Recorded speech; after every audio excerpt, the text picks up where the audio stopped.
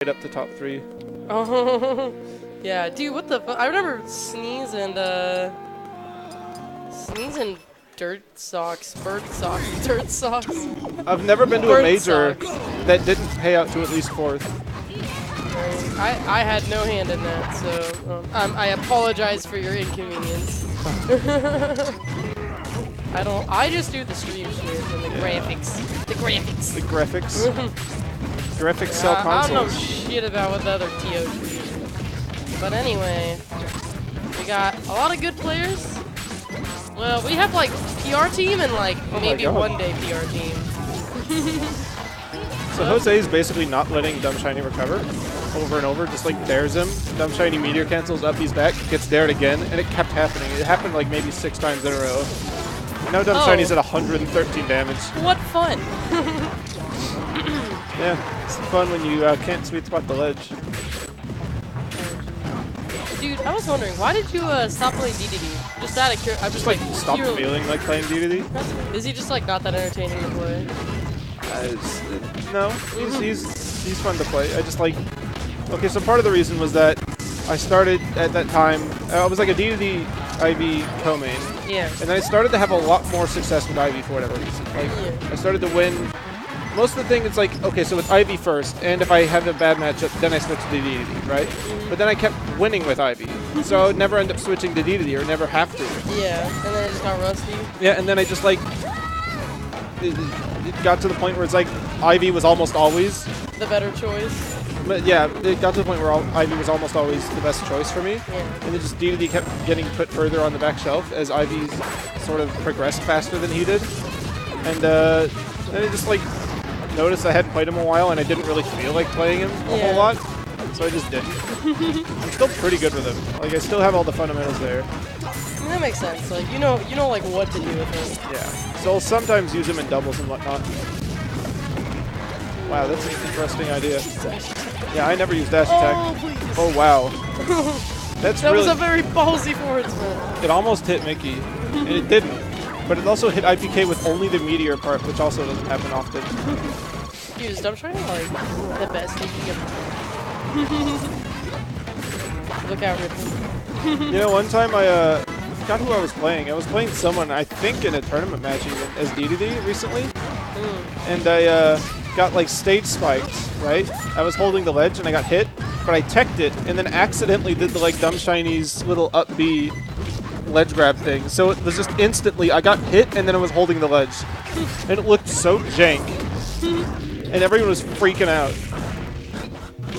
That's like real concerning. Because it's like a tech in place and then you up B and there's like no animation, you're just instantly on the ledge again. So it's like I got hit and then it didn't go anywhere, I just re-grabbed. That was funny. I still don't know how to do that technique intentionally. That's really jank. I feel like most of the time I don't need to do that tech. I could just like grab the ledge anyway. DDD as a multi-jumper has the rare ability to turn around during a double jump. It's just like go wherever he wants. Yeah, it's like unless you have a double jump, you're not allowed to turn around in the air unless you have an air attack special that you commit to. With DDD, you just like press double jump and then you're whatever direction you want. Well, this is going to be really hard for Mickey. It's possible, though. Yeah, if you can kill Jose quick. Or, honestly, it might not hurt to just, like, kill Which one would IPK and have him stick his stock to IPK. Yeah, which one should he have killed that's first? Top players. I don't know. I don't know who I would have killed first if I was Mickey. Or if I was his mentor or something. Mentor? Yeah, I would say... Honestly, I don't know. Probably kill Mickey first. I mean, no, Jose first. Just because IPK is only at 70. Yeah. And if you want to commit, it's a lot more work. If you want to commit to killing IPK first, you have to endure a 2v1 for much longer. You know. Yeah. You got to kill Jose, and then in the downtime, try to get IPK's damage up. And it's not like that much better to have the 1v1 against like both of those guys are hard. You know, it's not like there's the clear like one you're aiming to have the 1v1 with. Yeah. I mean, I guess Jose... I don't know. I feel like Mickey does pretty well against both those guys. Not, like, consistently wins, but, like, goes even with, I guess. Yeah. Close to even. So have you started collecting jank stats? not jank stats. Right now I'm actually going through all of the national results and getting head-to-heads on every top player, or quote-unquote top player, I guess. Ever? Or just like last season? For the circuit. So I'm going through like every circuit bracket, and like I just have all the head-to-heads of all the meaningful players. You know, if you wanted to do something interesting with your statistics and whatnot, you could try to use like an ELO system. ELO? I don't know how to pronounce it. It's a system that's used by like a lot of competitive games to rank players. Oh, what is it like ranked around? Like a number. Like let's say you start at like 2,000 and you win. Yeah, it goes like up then and you down, go like right? to 2,100, and let's say you're a 4,000 level player fighting a 2,000 and you lose. You're gonna lose a lot because they're like way below you, right? Yeah. But if you're like a 1,000 player fighting a 9,000 and you lose, you're gonna lose almost nothing because it's so expected. So it's all proportional to That how. would be really cool. I do think that it'd be kind of cool to eventually set up some sort of like numerically, Objective. one. Yeah. But yeah, right now I'm just going through the basic head-to-heads. The last one I have to do is LTC4, and I'll probably release it Sunday. Yeah. And then I'll see what people like want to do with it. I want to, in theory, bring in like local head-to-heads, like because like it seems like kind of elusive to just have like the head-to-heads of like people who are in the same like region, because like those numbers are so small, it doesn't really give you like an accurate portrait of like what it's like between those two. So, but it's a lot more work because like I can get Socals pretty easy, but trying to get the other regions, I would need other people to help me figure that out. Yeah, there's 90%, I'd say like 95% of all the Smash data of head-to-heads out there are locals. Yeah. It'd be a mistake to throw those out. Yeah, so I'm planning to just like, after I get LTC tomorrow, I'll probably release it Sunday and like see like what other big tournaments people want to add. Like if I can create a team of people to like keep it up to date, like have one person in each region keep the local PR or like the local head-to-heads up to date. Yeah, so we'll see where it goes. There's some big database of head-to-heads everywhere around the world. Yeah, oh yeah, it's like the ultimate seeding. Yeah, I mean it's effort. pretty funny because like a lot of it's just been like I look at players and like people who are like known, but like there's so many of them who have like not done anything this year.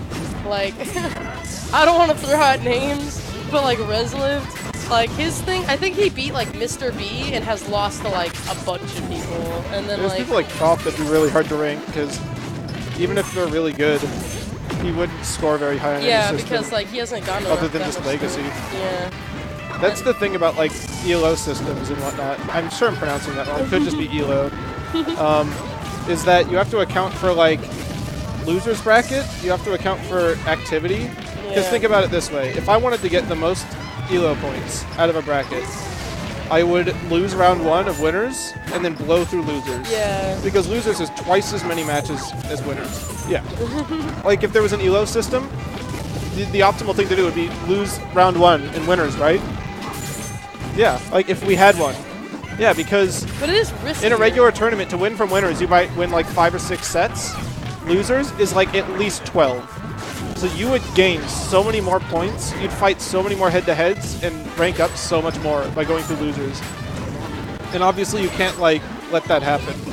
That can't be the optimal way to do things. I will say that at least with like the stuff I have right now, you can kind of tell like who's like it's kind of clear like who's been going to more stuff, because like you can look at someone like Stereo Kid and like he has more matches against like, because it's not like I have every person they've ever fought, it's only people who matter.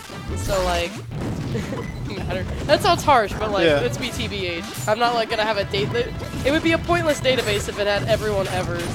You know what I read about the other day? Information. RAS syndrome, which is stands for redundant acronym syndrome. Oh. Where people use like a full acronym and then they'll put the last word of that acronym as the last as a follow-up. Are you just saying next time I say to be totally TBH? Like, yeah, like I need to use an ATM machine. The M is already machine. It's an automatic teller machine. I used to say to be totally TBH with people as a joke, and now it's like actually part of like my lingo, so that's kind of a problem. But yeah, so at least with like the way I'm doing it, where it just has like a list of people they fought, like you can kind of get a sense of like who hasn't been to a lot of stuff. Yeah. Because like they don't have a lot of matches in there. Ooh, like I don't know, it's actually pretty funny because Mr. LZ has only really been to one circuit thing, but he has so many matches from it because he won. He got Smash and Splash in Low Tier City. Yeah, I haven't done Low Tier City yet, but from Smash and Splash alone, he got like Thunders. There's a lot of people that he was able to get from that. So, boom. Another way that people could try to abuse an ELO system is that once they get like a really good season or a really good win, they just stop playing. And they can't rank up or down because they're just sitting there. Yeah. People have to go above them or below them. And the way the system works, it's not like a